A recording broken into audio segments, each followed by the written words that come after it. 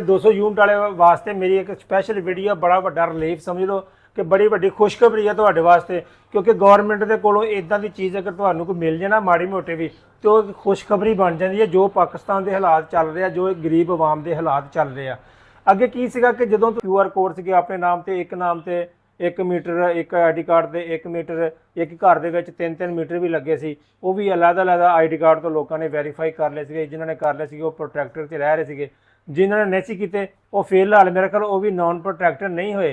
3-4 महीने का टाइम दिता सी उन्होंने। हुण उन्होंने की करना है कि उन्होंने नॉन प्रोटैक्टर के शामिल कर देना।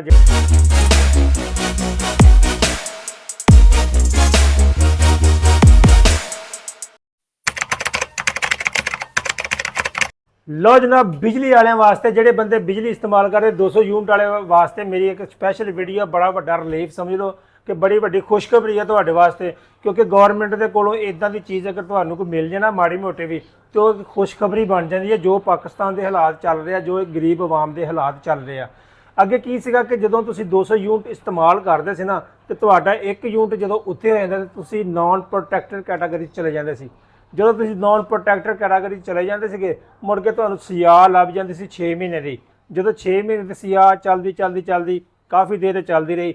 हुण जो दोबारा QR कोड स्कैन वाला स्यापा चलिया, उस तो बाद इन्होंने की किया 200 तो जो 1 यूनिट टपदा सीगा उहदी कैटागरी किहड़ी बनाती सी इन्होंने कि उहदी कैटागरी ये सी कि वो हुण परमानेंटली अगे 6 महीने सिया सीगी, फिर परमानेंटली सिया दे वास्ते बनाती कि हुण तू नॉन प्रोटैक्टर हो गया, हुण तू सदा ये तेरा मीटर नॉन प्रोटैक्टर ही रह जाएगा। लेकिन फैसको ने बड़ा वड्डा एक इकदाम किया इनू, मतलब कि गल करने का मतलब सिर्फ मेरा वीर जी इन्ना का कि तुहानूं हुण अगर तुहाडा 201 यूनिट हो जाता फिर तुसी री अपलाई कर सकते, मतलब कि री चैकिंग करवा सकते उन्होंने कोलों।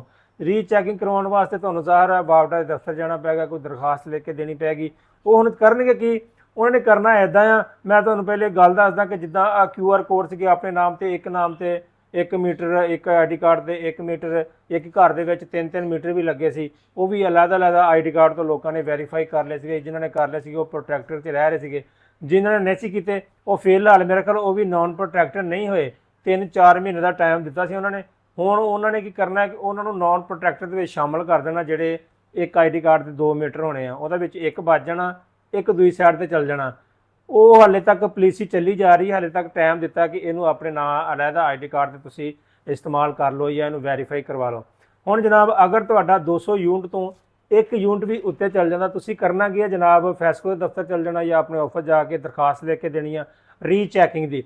वो फिर री चैकिंग किस तरीके नाल करनगे, उन्होंने चैक करना तुहाडा एक सालाना, तुसी उहदा साल का उन्होंने बायोडाटा करना कि अगे बायोडाटा होंदा सी कि रीडिंग भी तुहाडी गलत हो जाती सी, बिल बहुत ज़्यादा आ जाता सीगा, तुहानूं मुसीबत बन जाती थी। खासकर आम आवाम वास्ते, मेरे वास्ते, जिहड़ा बंदा मेरा भाई वीडियो बना रहा ये वास्ते, भी एक मजदूर हाँ, मैं भी मजदूर हाँ। असीं अपनी नौकरी करके जाने 40 हज़ार साडी तनख्वाह आ। साडे वास्ते आ कि असीं प्रोटैक्टर कैटेगरी च रह रहे हैं, साडे को पक्खा चलदा, जो भी चलदा कि सही 200 यूनिट तो थल्ले रह रहे थे। उन्होंने चैक ये करना कि तुसीं साल दे विच किन्ने यूनिट इस्तेमाल किए आ। मतलब कि अगर तुसीं एक महीने 180 या 190, 12 दूना 24, अगर तुसीं 2400 यूनिट तो टप जाने आ, 2400 यूनिट बनता ना साल का, 2400 यूनिट तो टपदे आ, 2500 होंदे आ, तुहाडे 2600 होंदे, फिर तो तुसीं कैटागरी च वापस नहीं आ सकते। अगर वो कैलकुलेट दे विच उन्हां दे एक साल दे विच तुसीं 2300 या 2200 यूनिट इस्तेमाल किया है, मतलब कि तुसीं हर महीने 200 तो थल्ले रहे हो। कभी एक अद्धी बारी रीडिंग लेट हो गई, उहदे विच यूनिट वध पै गए, तुसीं उस कैटागरी चल गए, प्रोटैक्टर दे विचों निकल के नॉन प्रोटैक्टर दे विच चले गए। फिर उन्होंने तुहाडा जनाब सालाना चैक करना है तुहाडे मीटर नूं, तुसीं साल दे विच किन्ने यूनिट इस्तेमाल किए आ। अगर तो 2400 तो थल्ले होणगे, 2300 2200 यूनिट होया, फिर तो तुहानूं दोबारा प्रोटैक्टर कैटागरी दे विच शामिल कर देणगे। अगर तुहाडा 2400 तो टप गया, फिर तुसीं प्रोटैक्टर कैटागरी च वापस नहीं आ सकते, नॉन प्रोटैक्टर ही रहोगे। हुण ये बंदे फायदा चक सकते आ जिहड़े कि सदा तो ला लो कि 200 यूनिट तो थल्ले जा रहे थे। फर्ज करो किते शादी या फौतगी वगैरह अगर किसी घर दे विच हो जाती है तो 200 यूनिट तो कुछ भी नहीं। एक फ्रिज तुसीं चलाई रखो ना, इन्वर्टर फ्रिज, वो भी तकरीबन कोई 60-70 यूनिट तो वो महीने खा जाती है। इस तरीके ना अगर तुसीं घर च पंप लाया, वो डेली अगर तुसीं उहनूं चलाउने हो तो 3-4 यूनिट वो पा लो, 100 सवा 100 यूनिट तो उ लै जांदा कल्ला पंप ही तुहाडा। पिछे 200 कैटागरी कोई नहीं, एक बल्ब ਜਾਂ ਇੱਕ ਪੱਖਾ, ਕਦੀ ਪੱਖਾ ਬੰਦ ਕਰਦਾ, ਕਦੀ ਬਲਬ ਬੰਦ ਕਰਦਾ, ਇਦਾਂ ਹੀ ਕਰ ਕਰਾ ਕੇ ਫਿਰ ਕਿਤੇ ਜਾ ਕੇ ਬੰਦਾ ਯਾਰ ਰਾਤ ਨੂੰ ਹਵਾ ਚੱਲਦੀ ਹੈ ਤੇ ਕੋਠੇ ਤੇ ਮੰਜੀਆਂ ਢਾ ਲਈਆਂ। ਇਸ ਕੈਟਾਗਰੀ ਤੋਂ ਬਚਣ ਵਾਸਤੇ ਗਰੀਬ ਵਾਸਤੇ ਸਤਾ ਹੀ ਹੈ ਨਾ।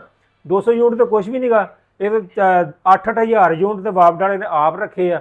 ਜਿੱਦਾਂ ਮਰਜ਼ੀ ਏਸੀ 3-3 4-4 ਏਸੀ ਉਹਨਾਂ ਦੇ ਘਰ ਚੱਲਦੇ, ਉਹਨਾਂ ਨੂੰ ਪਰਵਾਹ ਹੀ ਕੋਈ ਨਹੀਂ। ਠੀਕ ਆ, ਇਹ ਗਰੀਬ ਵਾਸਤੇ ਸਾਰੇ ਕਾਨੂੰਨ ਆ ਜਨਾਬ। ਹੁਣ ਤੁਹਾਨੂੰ ਕੋਈ ਥੋੜ੍ਹਾ ਜਿਹਾ ਕੋਈ ਫਾਇਦਾ ਲੱਭਦਾ ਆ ਗੌਰਮੈਂਟ ਦੇ ਕੋਲੋਂ, ਫੈਸਕੋ ਦੇ ਕੋਲੋਂ, ਤੇ ਉਹ ਮੇਰੇ ਭਰਾ ਲੈ ਲਓ ਜਿਹੜੇ ਆਲਰੇਡੀ 200 ਯੂਨਿਟ ਤੋਂ ਥੱਲੇ ਰਹਿੰਦੇ ਸੀ। ਕਦੀ ਉਹ 200 ਯੂਨਿਟ ਤੋਂ ਜੇ ਕਿਤੇ ਟੱਪ ਵੀ ਗਏ ਨਾ ਤੇ ਉਹ ਆਪਣਾ ਰੀਚੈਕਿੰਗ ਤੁਸੀਂ ਉਹਦੀ ਕਰਵਾ ਸਕਦੇ ਹੋ। ਤੇ ਜਨਾਬ ਮੈਂ ਕਿਹਾ ਜੀ ਆਪਣੇ ਵੀਰਾਂ ਨੂੰ ਪੂਰਾ ਖੁਸ਼ਖਬਰੀ, ਇੱਦਾਂ ਦੇ ਦਿਨਾਂ ਦੇ ਵਿੱਚ ਇਹ ਜਿਹੜੀ ਮਾੜੀ ਜੀ ਹੈ ਨਾ, ਇਹ ਖੁਸ਼ਖਬਰੀ ਆ। ਵੈਸੇ ਖੁਸ਼ਖਬਰੀ ਤਾਂ ਨਹੀਂ ਗੀ, ਲੇਕਿਨ ਜਿਹੜੇ ਬੰਦੇ ਗਰੀਬ ਆ ਉਹਨਾਂ ਵਾਸਤੇ ਖੁਸ਼ਖਬਰੀ ਹੈ ਕਿ ਦੁਬਾਰਾ ਉਹ ਪ੍ਰੋਟੈਕਟਡ ਕੈਟਾਗਰੀ 'ਚ ਆ ਜਾਣਗੇ। ਨਹੀਂ ਤਾਂ ਉਹ ਦੂਜੀ ਕੈਟਾਗਰੀ 'ਚ ਰਹਿਣਗੇ। 40 ਤੋਂ 45 ਰੁਪਏ ਪਰ ਯੂਨਿਟ ਉਹਨਾਂ ਨੂੰ ਪੈਂਦਾ ਰਹਿਣਾ।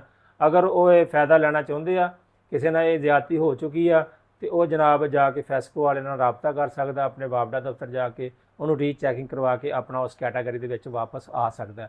ਲਵ ਯੂ ਹੋ ਗਿਆ। ਕਮੈਂਟ ਕਰਕੇ ਲਾਜ਼ਮੀ ਦੱਸਣਾ। ਚੈਨਲ ਨੂੰ ਸਬਸਕ੍ਰਾਈਬ, ਲਾਈਕ, ਫਾਲੋ ਸਾਰਾ ਕੁਝ ਕਰ ਦਿਓ। ਮਿਲਾਂਗੇ ਤੁਹਾਨੂੰ ਆਪਣੀ ਅਗਲੀ ਵੀਡੀਓ 'ਚ। ਅੱਲਾ ਹਾਫਿਜ਼।